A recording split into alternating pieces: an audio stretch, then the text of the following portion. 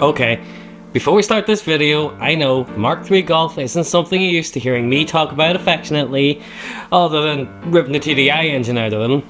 I guess I always thought that they give Golfs a bad name. Oh god. But I'm a big enough man to admit that, to be honest, they're starting to grow on me, so I guess I take it back. It's going to be a long episode. So in this episode we're going to talk about one of the very few Mk3 Golfs that I have always wanted but are stupidly rare. The European Tour Editions, where Volkswagen decided to partner up with three of the biggest bands in the world, both at the time and, well, now, to create three special edition Mk3 Golfs. Pink Floyd, Rolling Stones and Bon Jovi.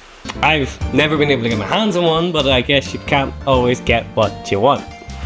Anyway, as part of the 50 years of golf celebrations, let's have a look into the European Tour editions of the Mk3 Golf. Welcome to the machine. I hate myself so much right now.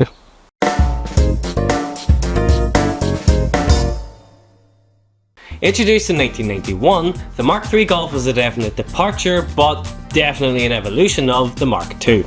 More rounded, definitely more refined, and with more diversity in its options, it was brought into the world by famed designer J. Mays, who you may remember from my Audi TT video. This is the part where you take a mental note of that and then you go and watch that video after this one. One way that the Mark III really differentiated from the Mark II is in special editions. Volkswagen fucking loved them in the 90s. The Genesis, the Joker, don't even get me started on the Harlequin, we'll save that for another video. Apologies to my girlfriend who absolutely fucking despises them, but oh well. Volkswagen realised that one way to get folks to buy cars in a panic is slapping a special badge on them and telling them it won't be around forever. This fad did actually die down after the Mark III, so it's entirely possible it just didn't work, so I don't know. Or maybe the vinyl sticker makers and the upholsterers just had enough. Or maybe they were just on the turning away. As the aforementioned three bands were just embarking on massive world tours at the time, Volkswagen thought this would be a prime marketing opportunity. I mean, don't get me wrong, I know for a fact that if somebody did a Queens of the Stone Age edition of a car, I would be right at that dealership right fucking now. Unless it's a Vauxhall, obviously. The cars themselves though, they weren't extra special or anything. They had the same base spec as any other Golf. I mean, they had the same amount of wild horses. God.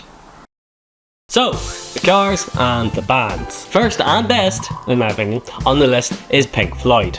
Waters had fucked off, so Mason and Gilmore were like, let's cash in. Let's do it for the money. Either way, Pink Floyd Edition Mark III was launched in 1994. After a bit of an absence since Momentary Lapse of Reason in 1987, Floyd were back with their last true album, The Division Bell. Sorry, but I don't count taking a load of instrumentals that you didn't release and releasing them as a new mainline album, so I'm sorry, but no. The tour for it began in Miami that same year, and Volkswagen decided this was a prime event to cash in on. So, being Mr. famed accredited car enthusiast himself, Nick Mason, he was tasked with collaborating with them in designing both the graphics and what the car should include inside. So they utilised artwork from the album all over the car and gave it its own special paint code, Sound Blue Pearl Effect. So much for any colour you like. Apparently, Pink Floyd regretted the association with Volkswagen and donated all the proceeds to charity. Maybe they consider that to be a momentary lapse of reason. Okay, I'm going to interrupt this short video, and because it was a short video, I'm making this really short. We do a web store, we sell t-shirts, I design them all myself. They get made by somebody in a warehouse, hopefully not like a sweatshop or anything. I think it's actually all fairly legit and above board, and they use like recycled stuff, so hopefully nobody gets hurt in the process of making them. I put cool designs on them, so hopefully you'll want to buy them. The link is down here. Each video has its own themed t-shirt. This one's going to be like inspired by like concerts and gigs and things, and here's a picture of it. Hopefully here there'll be a Pink Floyd one, there'll be a Rolling Stones one, there won't be a Bon Jovi one because I don't care about Bon Jovi enough to sit and design one. Thanks very much for watching. I'll see you later. Back to the video. Next on VW's hit list was none other than rock and roll legends, the Rolling Stones. Like Floyd, they too had just released an album, Voodoo Lounge, in 1984, and the tour from it, which lasted into 1995, the year the car was launched, was the highest grossing tour in the world at the time, grossing over £244 million. Fun fact for you as well, Rolling Stones were the first major recording artists to broadcast a concert over the internet. A 20-minute video was broadcast on the interwebs in November of 1994. Predominantly, the Mark IIIs that they got were red. Surprisingly, they didn't paint them black. But they came in a variety of colours as well, and much like the Pink Floyd edition, the differences were predominantly in the interior. Different patterns on the seats, but for the most part not really any different from the standard Mark III. Once 1995 was over with, Volkswagen had one more band up their sleeve for 1996. Bon Jovi. Yay. Presumably all of the cars looked and sounded the same, with very few differences between them, but probably still got the middle-aged white people very excited every time they seen them. As you can tell, Bon Jovi are probably my least favourite of the three bands, but here we are, I guess. I await the many people telling me that I have no taste in the comments, but you know what? It's my life. I'm going to sick. Right, so what the fuck would Bon Jovi doing in 96? Well, I don't really care, frankly, but I'm glad to tell you anyway. Well, the year before, they released a new album called These Days, and they were embarking on their tour to promote it. They then went their separate ways afterwards for a bit, so I can only assume there was a row over the Mark III Golf. But what about the car?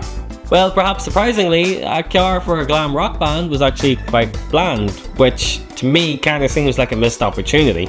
It's also possibly the reason that out of the three cars here, it's the most obscure of them all, and therefore kinda difficult to find out about. They did come in a gorgeous purpley bluey colour though. As years have gone by, unfortunately probably quite a lot of these cars have wound up at the Great Car Park in the Sky. But they are definitely an interesting footnote in Volkswagen's history, and something that would be extremely cool to see happen again. Like, could you imagine a Queens of Stone Age edition Mark 8, or a fucking Dua Lipa edition Mark 8, or I'm struggling to think of any other bands from the present. Fucking, you could get a Foo Fighters one, but it'll probably wind up getting another owner on the side when you're not there. Ha! Right, fuck this. That's enough for this video. This is giving me brain damage. Well, that has been a very short overlook of the band edition, European Tour edition, whatever the fuck they called it, Mark III Golfs. I'll be honest, information on these is incredibly scarce, but they're so fucking cool. I gotta not do a video on one. I mean, I'm big into music, as is Connor, as you can tell.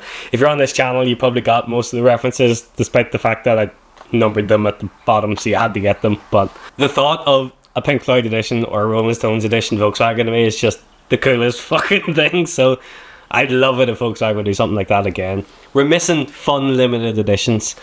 Vauxhall came out and started fucking doing limited edition courses every 30 seconds, and it kind of diluted the thought of a limited edition car, but when Volkswagen used to do them, they did them kind of fucking cool, so it would be awesome to see that again. They did do the whole Beats collaboration with the Polo, and they did the Fender package on the Beetle, but it's not really the same, so maybe it's something we'll see come back in the future, who knows. But anyway, thank you very much for watching. I've been Tomo, this is 427 Motorsports. If you enjoy Volkswagens, if you enjoy Mercedes, if you enjoy random obscure car shit, random video game shit sometimes, depending on what mood you're in, this is the channel for you. So hit subscribe, check out our web shop if you'd like to, and hopefully we'll see you in the next one. Good luck!